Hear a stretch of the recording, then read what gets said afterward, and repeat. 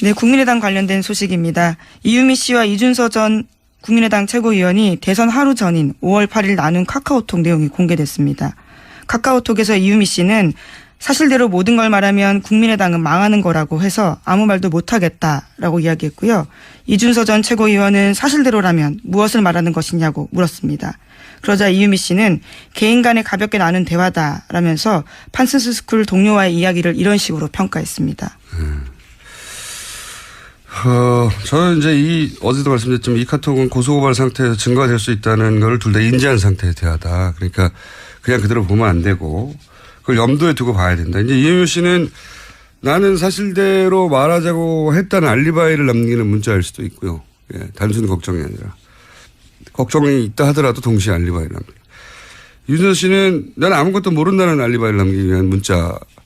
왜냐하면 이게 곧 공개될 수도 있다고 생각하면서 문자를 하는 거라는 거예요. 예, 당시 이미 고소고발이 되어 있던 상태였습니다. 그리고 실제 이 대화가 좀 말이 안 되는 부분이 있어요. 왜 그러냐면 이제 이유미 씨가 사실대로 모든 걸 말하면 국민의당은 망하는 거라고 하셔서 아무 말도 못 하겠어요. 이렇게 얘기했단 말이죠.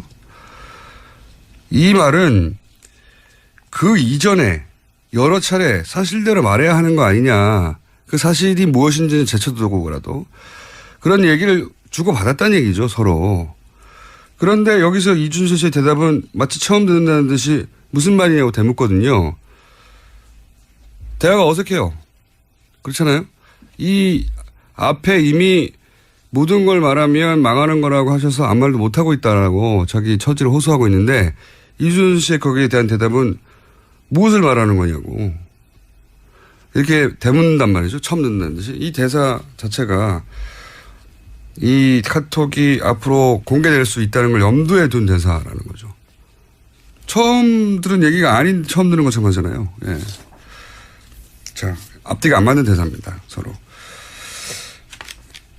관련해서 뉴스가 좀 많죠? 예. 네, 국민의당이 관련 폭로를 하기 4일 전인 5월 1일에 이준서 전 최고위원이 또 관련된 내용들을 박지원 당시 대표에게 보냈다고 합니다. 이 전 최고위원은 박 전 대표의 전화기 2대 중 한 대에다가 관련된 화면을 보냈고 통화까지 시도했는데요. 통화는 되지 않았고 재차 메시지를 보냈다라고 합니다. 하지만 박지원 전 대표는 이런 내용은 실제로 보고받지 못했다라고 당 진상조사단에 진술했다고 합니다. 그러니까 이제 당과 연결된 고리들은 없다. 예, 직접 당 최고 지도부하고 연결된 고리는 없다는 얘기인 거죠. 예. 본인 휴대폰이 하도 폭탄 문자가 많이 와서 놓고 다녔다는 거잖아요. 2개가 다른 폰을 썼다라는 예, 취지 이야기인데요. 어쨌거나 한 핸드폰에 메시지가 들어갔다라는 건 사실이라는 거죠. 예, 그럼 비서관이 확인을 했지만 예. 뭐 이 정도로 중요하면은 따로 전달하겠지 하고 전달 안 했다는 거고요. 예. 이럴 수도 있습니다. 뭐 실제 이런 일이 있을 수도 있죠. 또는 유선으로 전달했을 수도 있고요. 네. 근데 여기서 중요한 건 어쨌든 당과 연결된 고리는 없다. 이것이 이제 당의 입장인 거죠. 현재까지. 예. 예. 하지만 당 진상조사단에서는 관련된 내용이 삭제됐는지 여부는 분석하지 않았다라고 밝히고 있습니다. 분석할 수가 없겠죠. 네. 이건 뭐 수사기관에서 해야 되지.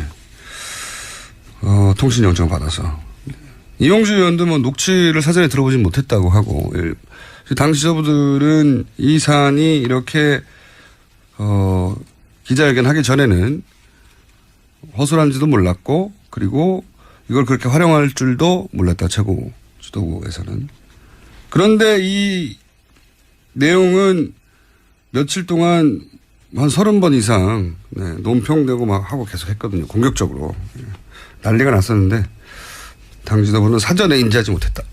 네, 하지만 당 논평으로요. 국민의당은 한 사람의 제보를 가지고 기자회견을 할 정도로 무모하지 않다. 이렇게 5월 7일 낸 적이 있거든요. 그렇죠. 예. 그러니까 앞뒤가 안 맞긴 한데 자 현재까지는 그렇습니다. 다음 뉴스는요. 네, 어제 이유미 씨에 대한 구속영장 발부됐습니다. 법원은 이 씨의 범죄 사실이 충분히 소명됐고 사안이 중대해서 도주와 증거인멸의 우려가 있다고 밝혔습니다. 또 이준서 전 최고위원은 이미 피해자 신분으로 전환됐고 혐의도 이유미 씨와 같은 공직선거법상 허위사실 유포입니다. 그러니까요. 예. 근데 이제 이게 사전에 인지했는지 여부를 밝혀주는 내용은 현재까지는 아니에요. 예. 허위의 사실을 유포한 거는 사실이기 때문에 그래서 피의자가 된 것인지 아니면은 공모의 정황이 드러났는지는 지금 알 수가 없죠. 네. 어쨌든 그 카톡이 앞뒤가 안 맞는다는 얘기를 왜 아무도 안 하는지 잘난 척을 한번 하면서 다시 다음 뉴스를 다뤄봅시다. 네, 이준서 전 최고위원과 이유미 씨가 지난 주말에 안철수 전 대표 쪽과 접촉하려 한 정황이 포착됐다고 합니다. 이준서 전 최고위원은 실제로 안 전 대표를 만났다라고 하는데요. 두 사람은 지난 23일에 카카오톡 나누면서 이러한 대화를 했습니다. 이유미 씨가 안 전 대표와 직접 연락이 닿지 않느냐라고 이준서 전 최고위원에게 물었고요. 당시는 검찰 소환을 앞두고 당 안팎으로 이유미 씨가 구명을 할 때였습니다. 그리고 그 다음 날 이준서 전 최고위원이 안철수 전 대표를 만났습니다. 그 자리에서 이 전 최고위원은 이유미 씨의 요청으로 안 전 대표를 5분간 독대했지만 고소고발 치아 문제만 이야기했다고 밝혔습니다. 독대에서 무슨 말을 했는지는 뭐 지금 본인들이 말하는 정도밖에 파악할 수가 없죠. 네, 고소고발권 취해야 된다고. 여기서 제가 주목하는 대목은 이거예요. 안철수 전 대표와 연락하기 위해서 이준서 전 최고위원이 물어본 사람은 이유미 씨라는 겁니다. 네. 이 대목을 짚지 당내에 많은 사람들이 있잖아요. 본인 최고위원이잖아요. 예. 다른 국회의원들이 아니라 이유미 씨한테 물었다는 거고 이유미 씨가 안철수 전 대표 측과 가깝다는 걸 아는 거죠. 충분히. 예. 직접 연락되지 않느냐고 말할 정도로. 그렇게 생각할 수밖에 없는 게 이유미 씨의 이제 과거 이야기를 계속했지만 좀 더 구체적으로 얘기하면 청춘 콘서트 때 실무자였어요. 청춘 콘서트 관련해서 전화를 해서 뭔가를 어레인지하려면 이유미 씨가 받았습니다. 당시에 청춘 콘서트 측에 연락했던 적이 있는 분들은 전화번호를 확인해 보세요. 이유미 씨 전화번호가 있습니다. 자, 가까웠다는 거죠. 자, 다음 뉴스는요. 네, 문재인 대통령은 어제 기내 간담회 가졌습니다. 거기서 2단계 북핵 해법을 다시 한번 강조했는데요. 핵 동결은 대화의 입구고 그다음에 그 대화의 출구는 완전한 핵폐기다라고 밝혔습니다. 문 대통령은 북핵 동결 단계에서 검증이 확실히 되지 않으면 다음 단계로 넘어갈 수 없다고 강조했습니다. 네, 언론에서는 2단계 북핵 해법이라고 하는데 당연한 거 아닙니까? 그래서 저는 여기에 이렇게 거창한 이름을 붙일 것까지는 없다.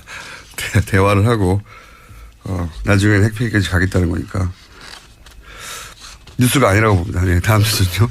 네, 그리고 또 기자간담회에서 한 이야기들이 또 화제가 된 게 있는데요. 연차 휴가 계획 밝혔습니다. 휴가를 언제 간다라는 계획을 세울 수는 없는데 그러나 저는 휴가를 다 사용할 계획입니다라고 이야기했는데요. 대통령의 연차 휴가는 21일입니다. 현재 하루 썼기 때문에 20일 남아 있습니다. 네, 별게 다 뉴스가 되네요. 네. 자, 연차휴가를 다 사용할 계획입니다. 뉴스였고요. 다음 뉴스는요.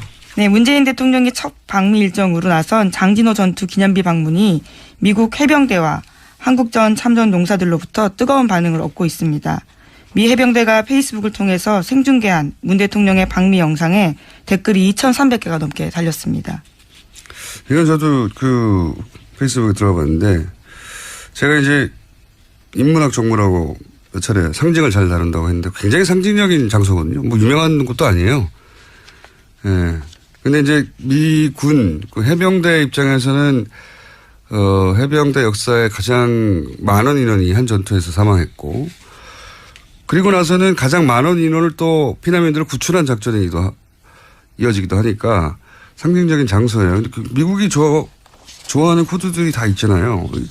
이런 거 참 잘 다뤄요. 그러니까 크게 패전하고 긴박하게 퇴각하다가 엄청난 피난민들을 구출하고 근데 그 피난민의 자손이 성장해서 대통령이 되고 미국에 돌아와서 자신의 부모를 구한 해병대 그 작전을 기리는 기념비 앞에 쓰고 뭐 이런 연설하고 이게 헐리우드 영화가 잘 써먹는 스토리 라인 아닙니까? 미국인들이 굉장히 좋아하는 스토리 라인 코드들이 실사판으로 나온 건데 하여튼 누군지 모르겠는데 청와대에서 아주 선수가 있어요. 제가 보기에는. 예. 잘 다룹니다. 이런 건. 그래서 실제 화제가 됐어요. 보니까. 그 화제라는 이야기를 듣고 찾아가 봤더니 페이스북이 그 미 해병대 페이스북을 누가 보겠습니까? 미 해병대로 보는 거예요. 그냥. 근데 어제는 북적북적 난리가 났더군요. 자. 네, 조회수도 굉장히 많고요. 근데 대부분 미국인들이 그걸 남겼어요. 네, 영어로 댓글이 달려 있습니다. 영어로 남겼다고 다 미국인은 아니죠. 우리도 영어 할줄 이름도 알잖아요. 영어 이름이더라고요. 저 그러니까요. 들어가서 봤는데요. 엄청 많이 달리건 맞습니다. 자, 다음 뉴스는요. 네, 문재인 대통령은 미 상원과 하원 지도부를 잇따라 만나서 한미동맹의 중요성을 설명했습니다. 또 사드 문제에 대해서도 이야기를 했는데요. 전 정부의 합의라고 해서 결코 가볍게 여기지 않겠다고 여러 차례 공언해 왔다고 이야기했습니다. 그러나 문재인 대통령은 한국이 미국과 같은 민주주의 국가이기 때문에 민주적 절차적 정당성은 꼭 필요하다라고 강조했는데요. 또 괌 기지 사드 배치 시 환경 영향 평가 실시했던 것도 언급했다고 합니다. 뭐 이런 기본적인 논리를 세우고 간 거죠. 예. 사실 여기다가 할 말은 없잖아요. 예. 한국도 미국처럼 민주국가여서 절차가 필요하다는데 뭐라고 합니까? 예. 기본 입장은 당연한 거라고 저는 봅니다. 자.